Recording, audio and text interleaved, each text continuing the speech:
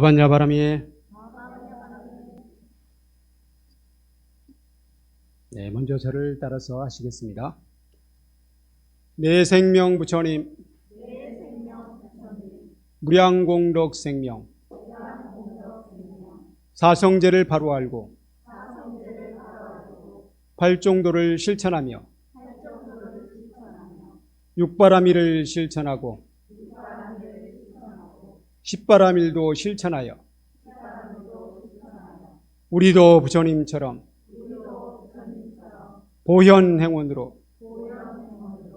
보리 이루리. 네, 감사합니다. 네, 오늘은 영화 나람말싸미에 대해서 말씀을 드리겠습니다. 영화 나람말싸미는 다 보셨는지요? 다 보셨습니까? 네. 우리 불자들은 나람말싸미를 대부분 보신 것 같습니다. 문화생활을 통해서 우리는 뭘 배워야 할 것인지, 우리 불자들은 어떻게 문화생활을 할 것인지 그것도 한번 생각할 필요가 있습니다.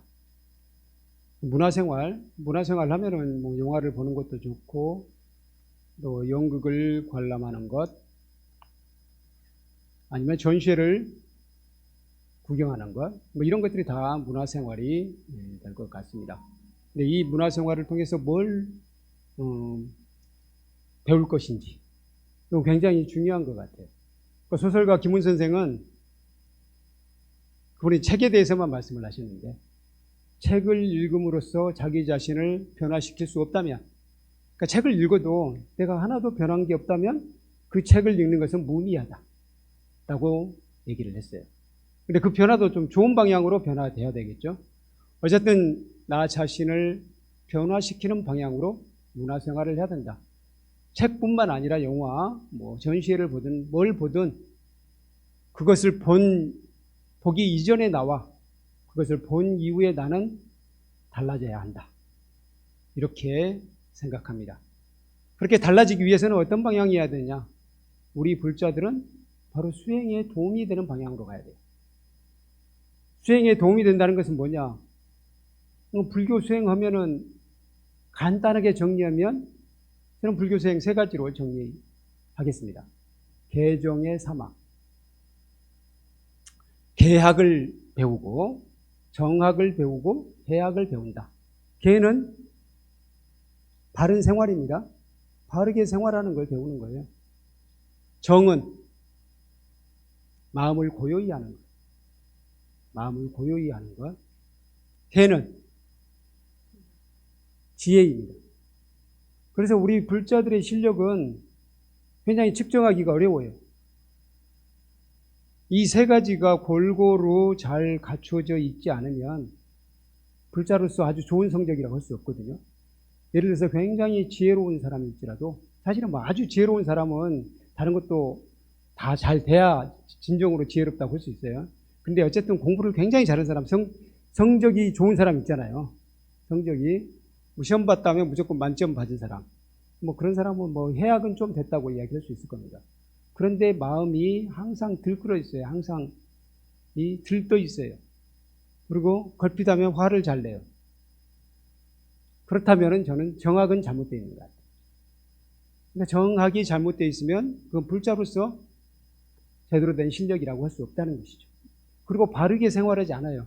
그 친구는 항상 시험 보면 다 만점인데 학교에서는 학교 폭력이 없고, 직장에 가니까 직장 폭력, 남한테 항상 폭언을 잘하고, 이런 사람이면은 역시 불자로서 좋은 점수를 줄 수 없다 그런 겁니다. 그래서 저는 이 불자로서 좋은 점수, 좋은 성적, 이게 정학도 들어있다는 게 상당히 자랑스러워요. 마음이 고요한 것도 실력이다. 이건 다른 분야에서는 잘 얘기하지 않는 거예요. 마음이 고요한 것, 저 사람은 항상 마음이 고요하고 차분하다. 이것도 불자로서는 실력이라는 거예요. 우린 지혜로운 것은 실력이라고 다들 생각하잖아요. 그리고 또 우리 불자로서는 착한 것, 여기서 착하다는 것은 항상 수행에 도움이 되는 일을 한다는 것입니다. 착하다고 하니까 무조건 고분고분한 것만 착한 건 아니에요. 마음이 착한 것, 착하게 행동하는 것, 착하게 말하는 것, 이것도 불자들의 실력이다 라고 얘기할 수 있겠습니다. 바로 이 계정의 사막에 도움이 되는 방향이라면 좋은 것이다 라고 이야기할 수 있겠습니다. 그래서 여러분이 보신 나란 말씀이는 이 사막, 우리 불교 수행에 도움이 되던가요? 아니면 나란 말씀이를 보시기 전과 보신 후에 나 자신은 좀 바뀌었다고 느끼셨습니까? 아니면 크게 밝히지는 않았지만 어쨌든 좋은 방향이었다 그렇게 생각하실지도 모르겠네요. 그게 구체적으로 딱히 나타나지 않았을 수도 있죠. 그래도 나에게 도움이 된 것 같다라고 생각하신 분도 계실 것 같습니다. 이 영화는 간단하게 말하면 이거죠. 훈민정음의 다양한 창제설 가운데 하나를 영화로 재구성했다. 다양한 창제설 가운데 하나가 뭐냐면은 신미대사가 한글 창제, 훈민정음 창제에 아주 기묘한 역할을 냈다. 중대한 역할을 냈다. 그겁니다. 이 신미대사는 어떤 분인지 간단하게 한번 보시겠습니다. 우리 PPT 자료를 한번 보여주시겠어요? 여기서는 잘 안 보이네요. 우리 조선왕조 실록에 신미대사가 136번이 나옵니다. 신미. 요즘에는 국사편찬위원회에서 만든 한국사 데이터베이스에서 조선왕조 실록뿐만 아니에요. 뭐 삼국유사, 삼국사기, 고려사 이것들을 전부 다 볼 수 있습니다. 그냥 한문으로만 볼 수 있는 게 아니라 한글로도 다 볼 수 있어요. 제가 신민에서 나온 부분은 그 중에서 한 부분을 제가 복사를 해온 거예요. 이게 조선왕조 실록 중에서 신미대사가 가장 먼저 등장하는 것입니다. 1446년이에요. 1446년은 굉장히 중요한 해죠. 1446년은 무슨 해죠? 우리 한글이 반포된, 훈민정음이 반포된 해예요. 1446년에 반포가 됐습니다. 근데 여기에 보면은 신미대사가 어디에 나옵니까? 다 뒤에 마지막 줄에 나오네요. 무릇 불사에 대한 것을 진심껏 하여 위에 예쁘게 배기를 구하고 항상 간승 신미를 칭찬하여 말하기를. 누가 그랬다 그러죠? 정효광이라는 사람이 그랬다고 하네요. 정효광. 그러고 보니까 정효광이라는 인물은 나란말싸미에서 구체적으로 주목이 돼서 나오지는 않은 것 같은데 불교를 좀 옹호한 사람 한 분 계셨죠. 나란말싸미 영화 보신 분들 기억나시죠? 좀 옹호하신 분이 한 분 계세요. 그분이 이렇게 말씀하시잖아요. 당신들 중에 집에서 천도제 한 번 안 지내신 분 누가 있습니까? 불공 한 번 안 드린 분 누가 있습니까? 라고 하면서 대신들을 꾸짖잖아요. 그분이 이분인지 정확하게 모르겠어요. 어쨌든 정효광이라는 사람이 왕조실록에 여러 번 나오면서 불교를 옹호하는 발언을 합니다. 그 정효광이라는 사람이 신미 스님을 칭찬하여 말하기를 우리 화상은, 그러니까 신미대사를 이야기합니다. 우리 화상은 비록 요당에 처하더라도 무슨 부족한 점이 있겠습니까? 요당에 처한다는 건 뭐예요?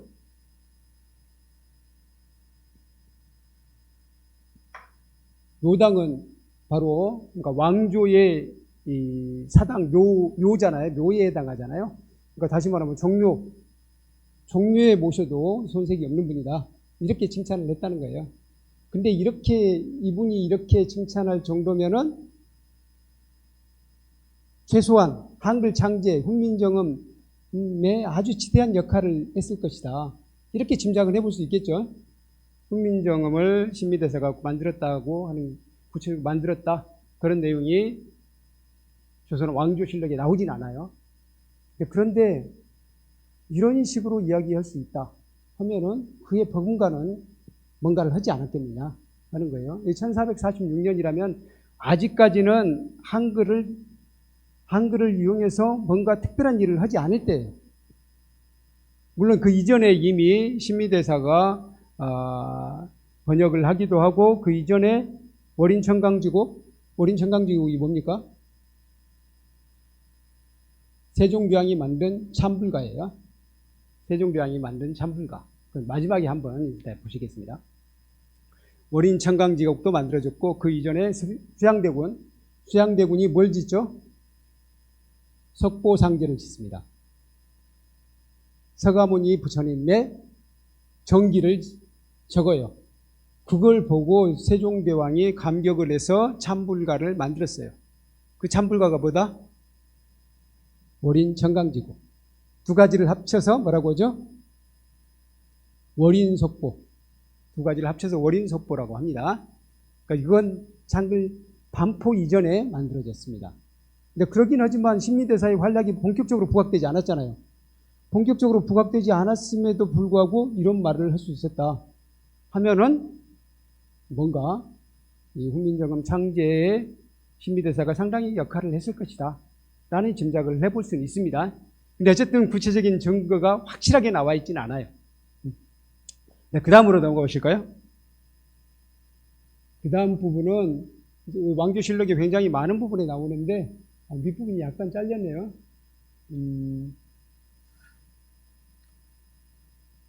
신미대사의 살짝 위로 올려볼 수는 없죠.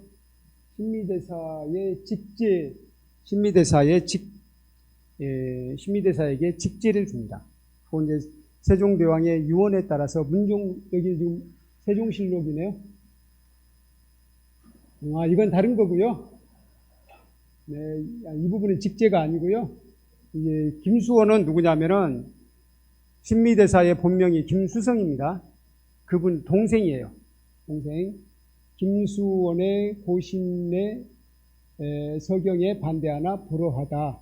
그래서 여기는 훈련주부 김수원이 이제 서반에서 동반으로 옮겨 임명되었사온데 그 합이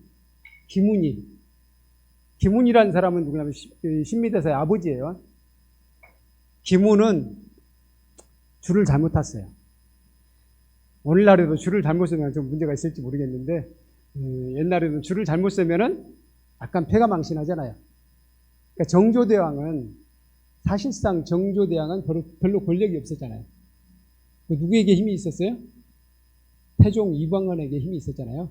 결국 정조대왕은 일찌감치 물러나고 결국 태종 이방원이 권력을 잡잖아요. 그걸 흐름을 잘 타서 태종 이방원에게 줄을 섰어야 되는데 김훈은 정조대왕 쪽에 섰어요. 그래가지고 결국 영모에 몰려가지고 사실상 벼슬길이 막혔어요. 그럼에도 불구하고 김수원이 다시 이제 벼슬길에 나서게 된 이유는 역시 신미대사의 힘이 컸을 수도 있어요. 신미대사가 나라에 공헌을 세움으로써 김수원도 마찬가지로 길이 열렸다고 할 수 있습니다. 그런데 저 밑에 보면은 수원의 형이 출가하여 스님이 되어 이름을 신미라고 하였는데 수양대군 이유와 안평대군 이용이 심히 믿고 좋아하였다. 이렇게 나오죠. 이것도 마찬가지예요. 그러면 수양대군의 성품을 여러분들 잘 아시잖아요. 드라마 속에서 잘 보셨잖아요. 이분은 굉장히 야심도 만만하고 남성으로서 그냥 인간으로서기보다는 남성으로서 야욕도 불타는 사람이에요. 근데 이분이 신미대사에게는 굉장히 고분고분하고 거기 신미대사를 믿고 따랐다는 거예요. 그렇다면 역시 신미대사가 이 집안에서 했던 지대한 역할이 있었다는 거예요. 그렇게 짐작을 해볼 수 있겠습니다. 네, 수양대군, 안평대군 하면 그 형제 중에서도 가장 뛰어난 사람이잖아요. 근데 수양대군은 무예라든가 그런 결단력, 통솔력 이런 것이 뛰어났고 안평대군은 어느 쪽이 뛰어났죠? 뭐 그쪽도 그렇게 약하다고 할 수는 없지만 대체로 안평대군은 좀 예술적인 방면으로 뛰어났어요.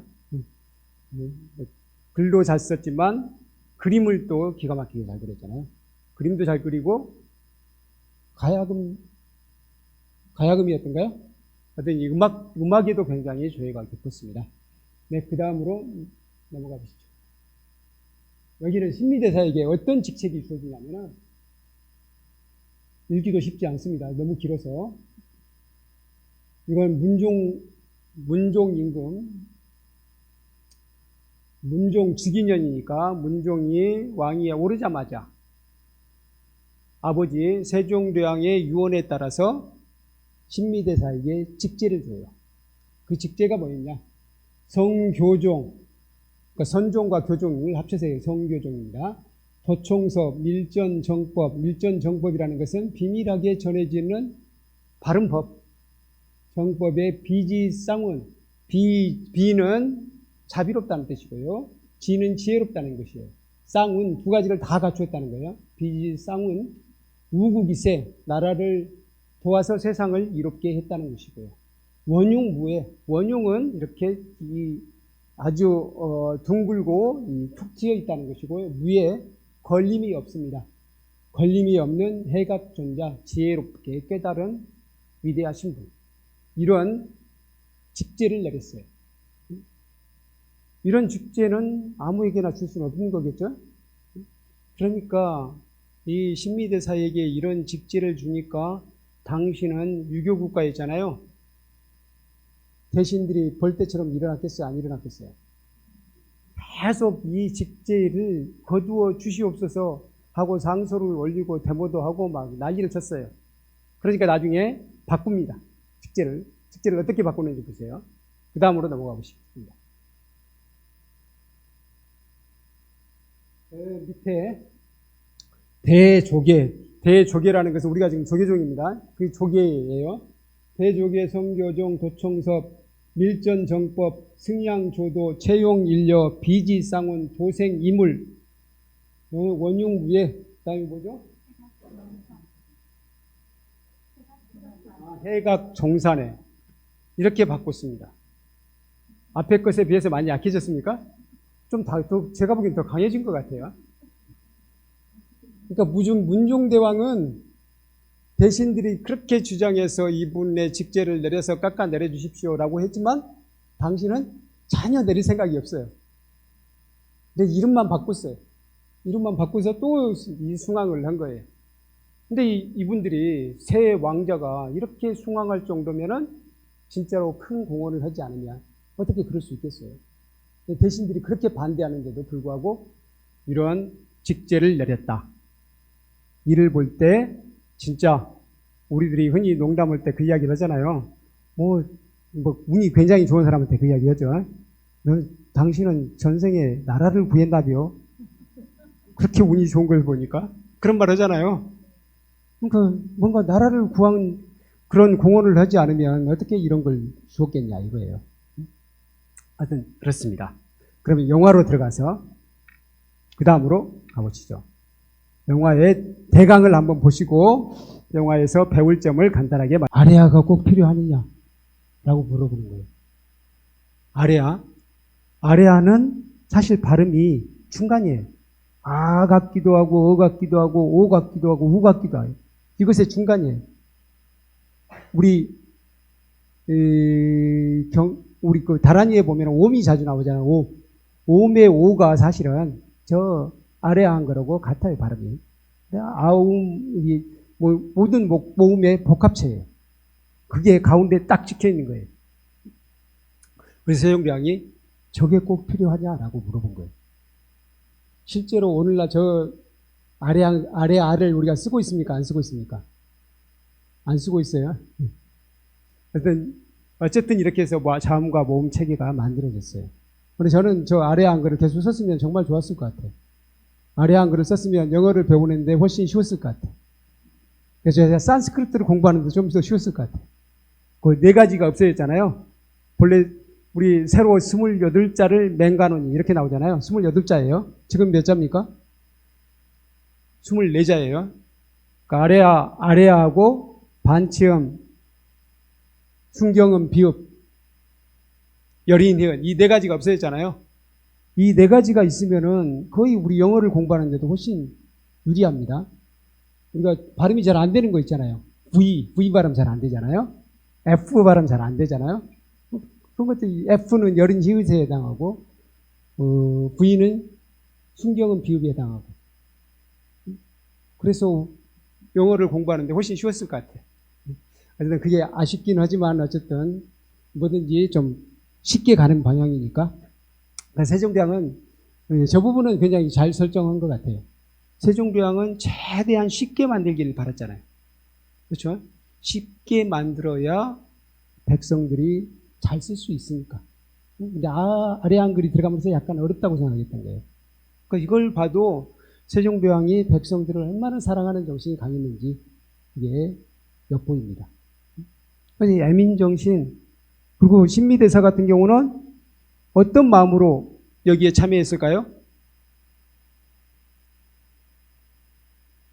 한글이 널리 보급이 되면 부처님 경전을 일반 백성들도 다 읽을 수 있겠구나 라고 생각한 거예요. 그렇다면 부처님의 가르침을 일반 백성들도 직접 보고 집에서도 읽을 수 있고 따로 수행할 수 있고 그런 생각을 한 거예요. 그러니까 두 분 다 대단한 예민정신이죠. 이것으로부터 출발했다는 겁니다. 그러니까 우리 이런 사랑의 마음으로 했으니까 아까 개정의 사막 중에 개학에는 진짜 아주 적절하게 부합이 되죠. 그리고 이분들이 얼마나 집중을 해서 공부했습니까? 이걸 얼마나 어려웠겠어요. 거의 현재 없는 상태에서 만들어냈으니까 아주 집중해서 결국에는 이 서로 28자를 만들어냈습니다. 이 집중, 이게 바로 정입니다. 한 가지에 집중할 수 있는 능력. 예, 들어오십시오. 한 가지에 집중할 수 있는 능력. 그건 마음을 고요히 해야만 가능해요. 정이 당연히 정학에도 굉장히 이 영화가 도움이 된다고 이야기할 수 있어요.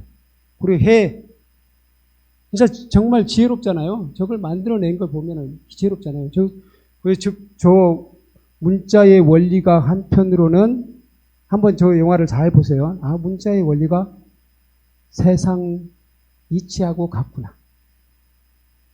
하늘과 땅, 사람이 조화되는 길을 저 문자에서 구현하고 있잖아요.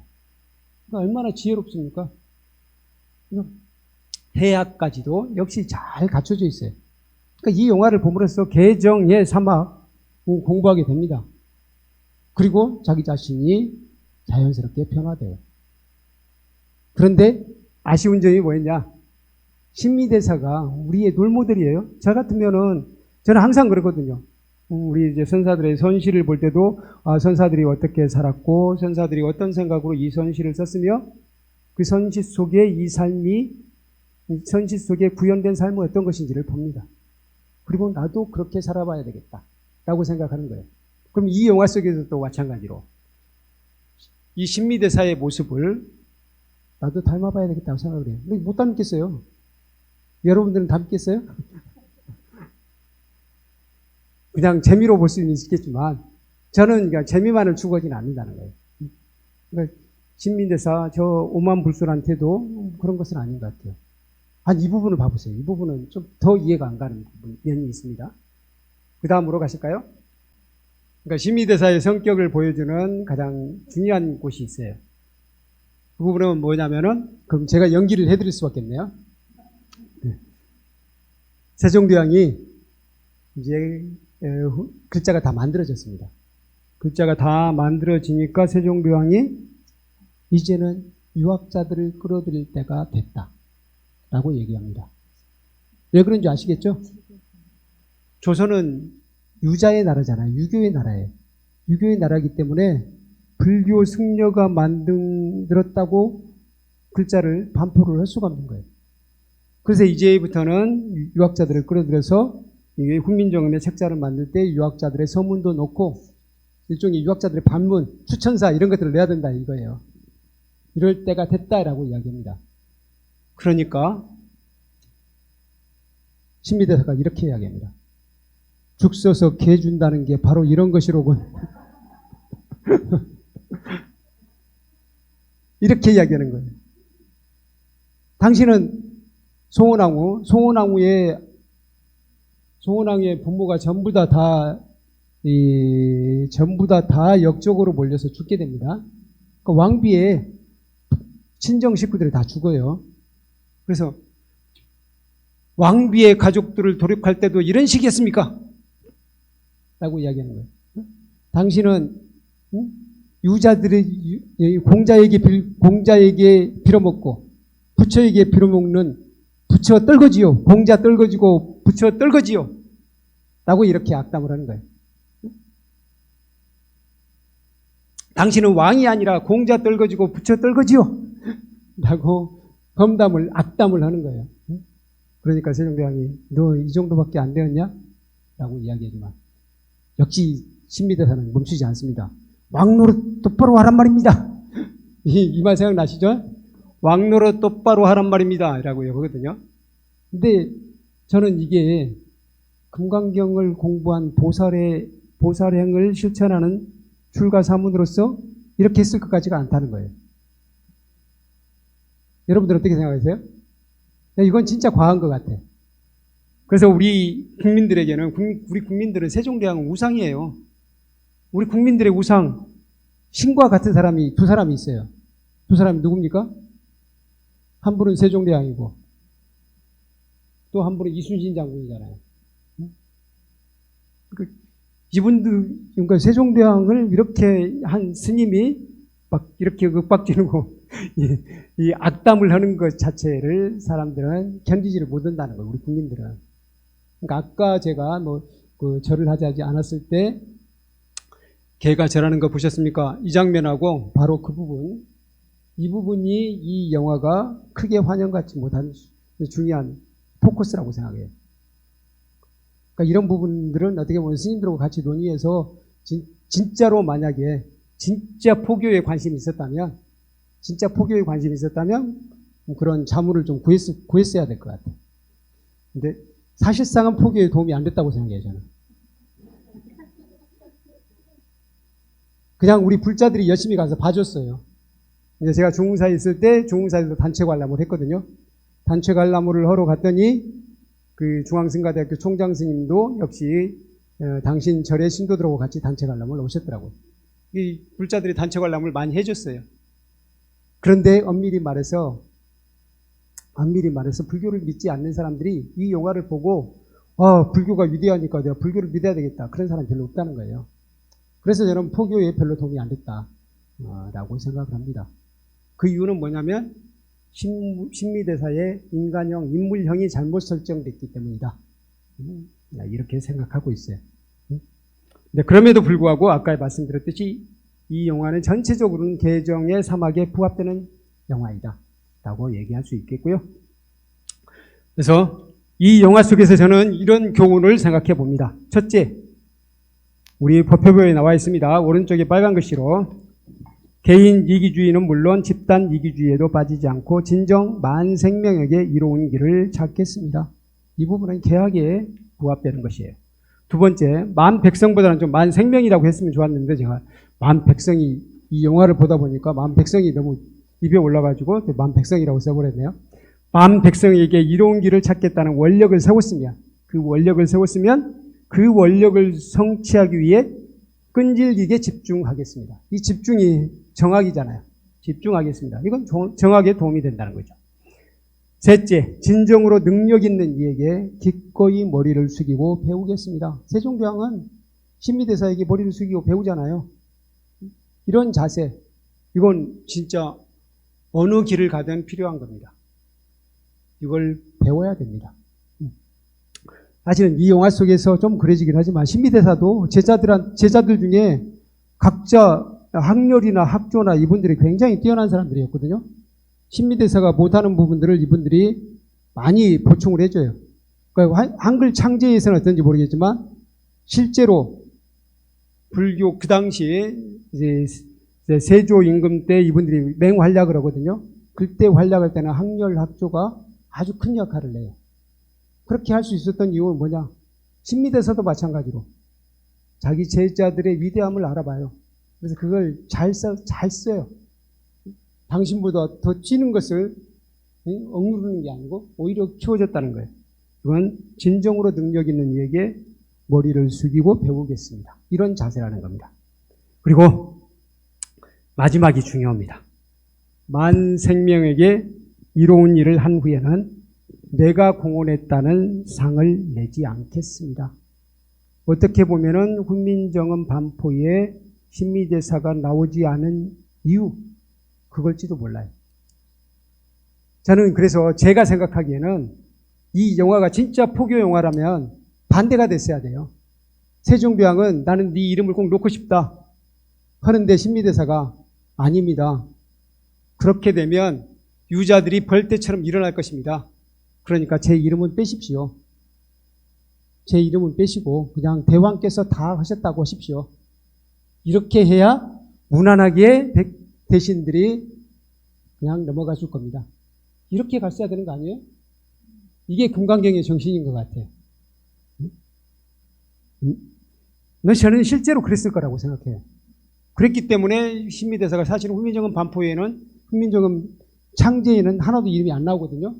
안 나오는데 갑자기 반포된 이후에 신미대사 이름이 쫙 나와가지고 그분 이 정효광이라는 사람이 이분은 이 묘당에 모실 만한 분입니다. 이렇게 이야기를 했다는 거예요. 그건 좀 이상하지 않습니까?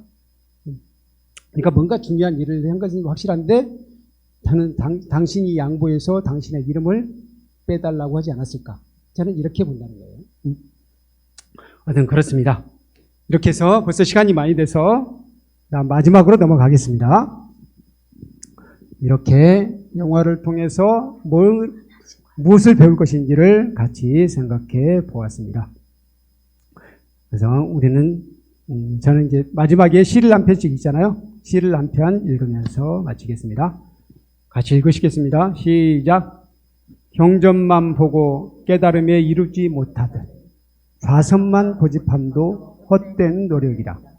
가을 하늘이 바다처럼 맑을 때 마땅히 달의 수레는 혼자로구나. 저는 이 선시 중에서 아주 좋아하는 시 중에 하나인데요. 가을 하늘이 바다처럼 맑을 때 한번 밤하늘도 새파랗습니다. 진짜 바다처럼 맑을 때 그때 달이 홀로 떠가는 모습 정말 그걸 보면은 저절로 마음이 숙연해져요. 마음이 고요하게 가라앉습니다. 그때 그걸 보면서 좌선을 하며 뭐 좌선까지 안 해도 돼요. 그냥 뭐 지그시 눈을 감으면서 명상을 하면 돼요. 그러면 마음이 고요해지거든요. 그것도 저는 문화생활이라고 생각해요. 옛날 스님들은 뭐 영화도 없었잖아요. 이게 문화생활이었을 것 같아요. 하늘을 보는 게 문화생활이었을 것 같아요. 우리 막 공부에 너무 마음이 바빠가지고 경전에만 몰두하고 그냥 뭐 논문 쓰는 데만 몰두하고 나는 선사니까 좌선만 죽으라고 하겠습니다. 이건 아닌 것 같아요. 여유가 있어야 된다는 거예요. 여유가 바로 지혜를 만들어줍니다. 여유가 고요함을 만들어줘요. 여유는 어디서 찾느냐? 바로 자연을 즐기는 것, 문화생활 속에서 찾을 수 있어요. 그래서 오늘은 영화 이야기를 해봤는데요. 이 문화생활 속에서 자기 정신을 살찌우고 한편으로는 자기 수행도 더욱 증장시키기 바랍니다. 네, 마지막으로 같이 하시겠습니다. 내 생명 부처님 무량공덕 생명 사성제를 바로 알고 팔정도를 실천하며 육바라밀을 실천하고 십바라밀도 실천하여 우리도 부처님처럼 보현행원으로 보리 이루리. 네, 감사합니다. 마치겠습니다. 감사합니다. 감노수와 같은 큰 깨달음을 주신 스님께 감사와 찬탄의 박수를 부탁드립니다.